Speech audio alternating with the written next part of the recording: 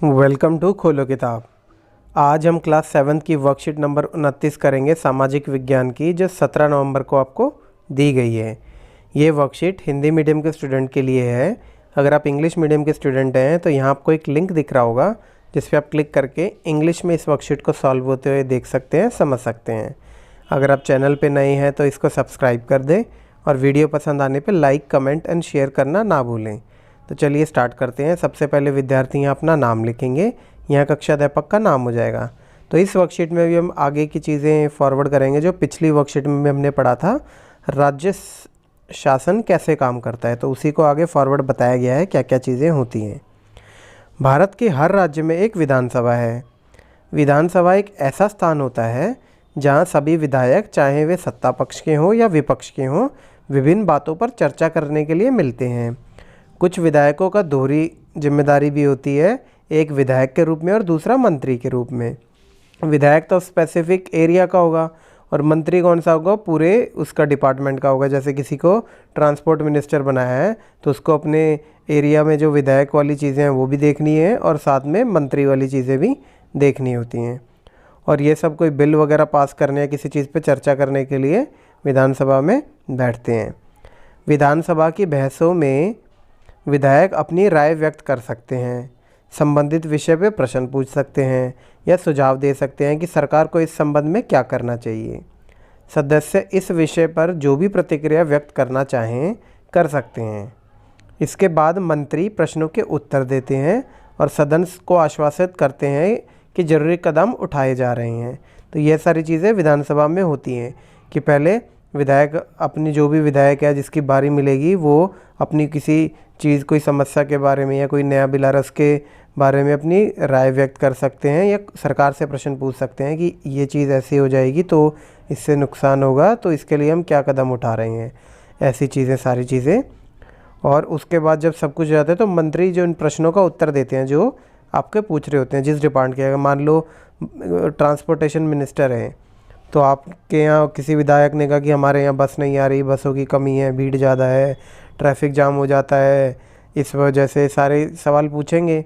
तो उसके बाद लास्ट में वो जो ट्रांसपोर्ट मिनिस्टर है, मंत्री हैं, वो उन प्रश्नों के उत्तर देंगे कि नहीं, हम विचार कर रहे हैं या हमने टेंडर उठा रखा है इतनी बसों को खरीदने का और बाकियों को किराए पे चलाने का। ये सारी चीज़ें प्रश्नों के उत्तर देते हैं और सदन को आश्वासित देते हैं कि इसके लिए ज़रूरी कदम उठाए जा रहे हैं।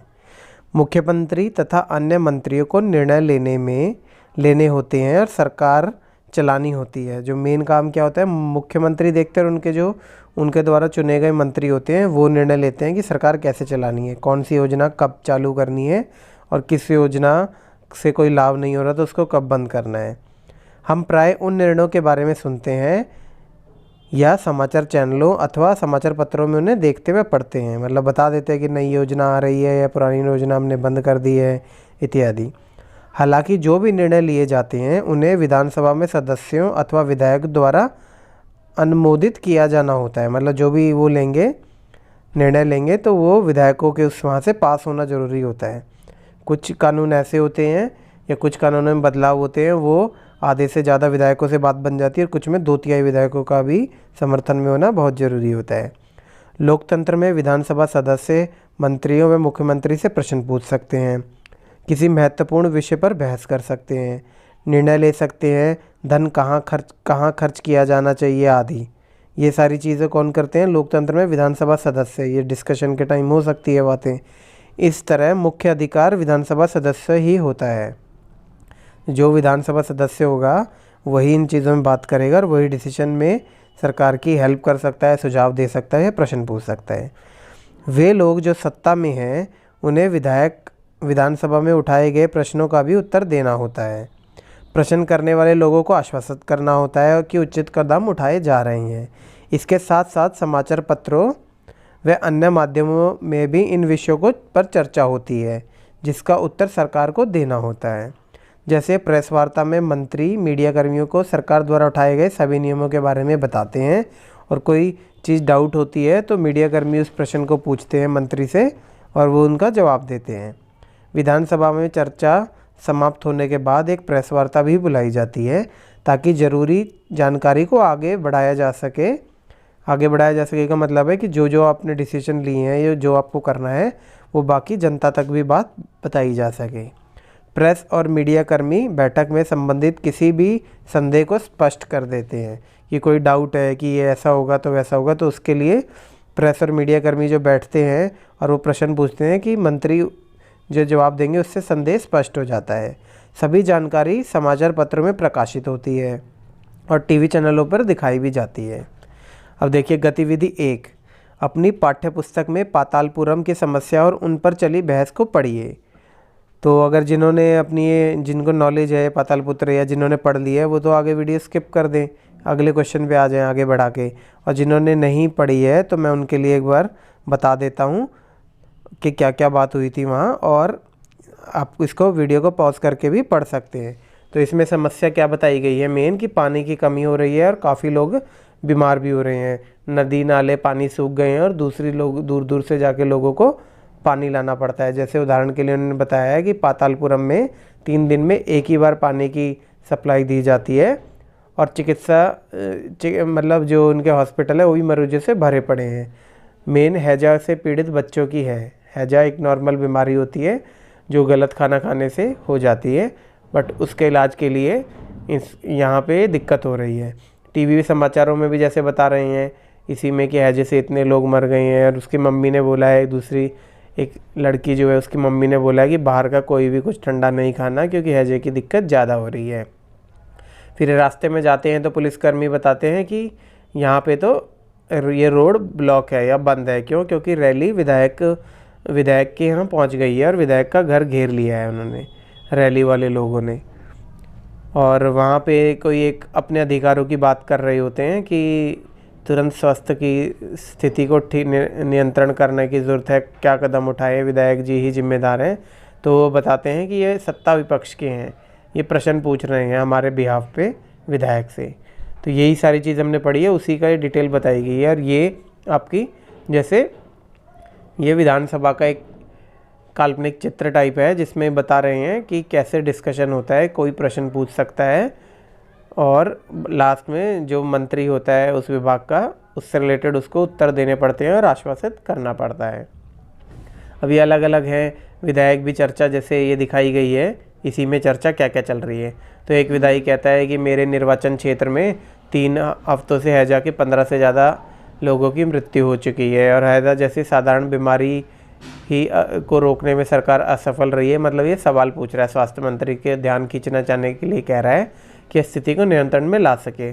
फिर विधायक 2 बोलता है कि हमारे यहाँ तो सरकारी अस्पतालों की दशा ही बहुत ख़राब है, डॉक्टर और चिकित्सक ठीक से नियुक्ति नहीं हो रही है, कमी है नियुक्ति की और छुट्टी पे चले जाते हैं जिससे काफ़ी दिक्कत हो जाती है और संख्याएँ बीमार की बढ़ रही है जो अब ये महामारी का रूप ले चुकी है हैजा। फिर ऐसे विधायक 3 कहता है कि उसकी जो निर्वाचन क्षेत्र है तोलपट्टी में, उसमें भी पानी की भारी कमी है और लोगों को, औरतों को 3 से 4 किलोमीटर दूर से पानी लाना पड़ता है। तो मैं चाहता हूं कि सरकार टैंकर को काम में लगाए और तालाब और कुओं की सफाई करवाए ताकि संक्रमण युक्त हो जाए वो। फिर जैसे विधायक 4 है वो सरकार के पक्ष का है, वो बताता है कि नहीं, हमने नियंत्रण करने के लिए, बाकी विधायक हैं वो बढ़ा चढ़ा के बात बता रहे हैं, हमने काफ़ी हद तक नियंत्रण पा लिया है और पानी के टैंकरों को भी काम में लगा दिए हैं और ORS के पैकेट भी बांटे जा रहे हैं ताकि लोगों को ज़्यादा दिक्कत ना हो। फिर विधायक 5वां कहता है कि हमारे अस्पताल की सुविधाएँ भी ठीक नहीं है, वहाँ कोई डॉक्टर नहीं है, कई ऐसे अस्पताल हैं ज़िले में जहाँ कोई डॉक्टर ही नहीं है, डॉक्टर लंबी छुट्टी पे चले जाते हैं, इससे हाल और बदतर हो रहे हैं। तो हम ये सुनिश्चित करें कि वहाँ के परिवार में ORS का घोल के पैकेट पहुँचाए जाएँ। इसे ऐसे ही विधायक 6 भी बताते हैं अपनी कोई चीज़ कि सरकार दोषारोपण कर रहे हैं, ये भी सरकार के पक्ष वाला है। ये भी कहते हैं विरोधी पक्ष के सरकार पर दोषारोपण कर रहे हैं, सरकार ने सफाई पे काफ़ी ध्यान दिया, बल्कि पिछली सरकार ने तो कूड़ा वगैरह भी नहीं उठाया था और हमने काफ़ी कूड़े का भी साफ़ सफाई करी है। फिर ये सारी होने के बाद ये प्रेस वार्ता हुई जिसमें मुख्यमंत्री ने धनराशि का वादा किया और ये आपको जैसे न्यूज़पेपर की एक कटिंग है, इसमें बताया है कि पिछले कुछ हफ्तों में काफ़ी मौतें हो चुकी हैं हैजा की वजह से, जिससे सरकार ने गंभीरता से इसको लिया है और इसके लिए पानी पीने की समस्या के लिए टैंकरों को पहुंचाया है और धनराशि भी उपलब्ध कराएंगे ताकि इस चीज़ों को कम किया जा सके, हैजा वगैरह को कम किया जा सके, यही सारी चीज़ इसमें लिखी भी गई है। अब गतिविधि 2 देख लेते हैं। आपके क्षेत्र में ऐसे कौन सी समस्याएं हैं जिनके बारे में आप चाहेंगे कि विधानसभा में उन पर बहस हो और उनका हल चर्चा के जरिए हो। तो अब ये क्या है, बहस तो हर क्षेत्र में अलग अलग होती है। मैं कॉमन सी कुछ लिख देता हूँ, जैसे ये स्थानीय मुद्दे कई अलग अलग विषयों को कवर कर सकते हैं। जैसे क्या, कौन कौन से स्थानीय मुद्दे हो सकते हैं, कहीं पे स्वास्थ्य सेवाओं की कमी है, या गुणवत्तापूर्ण शिक्षा की कमी है, मतलब शिक्षा में शिक्षक इतने ज़्यादा नॉलेजेबल वाले नहीं है, या खाद्य सुरक्षा के मुद्दे हो गए कि कहीं गरीब लोग हैं उनको खाने को कुछ नहीं मिल रहा, या लिंग आधारित हिंसा, या महिलाओं या किसी एक पर्टिकुलर जेंडर के खिलाफ हिंसा हो रही है, या गरीबी है वहाँ, या भ्रष्टाचार है, या सार्थक युवा भागीदारी की कमी है, या और भी चीज़ें लिख सकते हैं। जैसे आजकल यमुना में भी काफ़ी गंदगी हो गई है, उसको साफ़ सफाई करने के लिए। तो ये सारी चीज़ें, ऐसी समस्याएं होती हैं जो आपके विधानसभा क्षेत्र से रिलेटेड हो सकती हैं, उनके बारे में आप लिख सकते हैं। निम्नलिखित प्रश्नों के उत्तर दीजिए। प्रश्न है क्या है, विधानसभा से आप क्या समझते हैं। तो हमें पता है विधानसभा क्या होता है, जहाँ पे जो विधायक होते हैं, जो जनता द्वारा चुने जाते हैं, वो आपस में किसी समस्याओं के बारे में डिस्कशन करते हैं। तो भारत एक, इसको इस प्रकार से लिख सकते हैं, भारत के हर राज्य में एक विधानसभा होती है।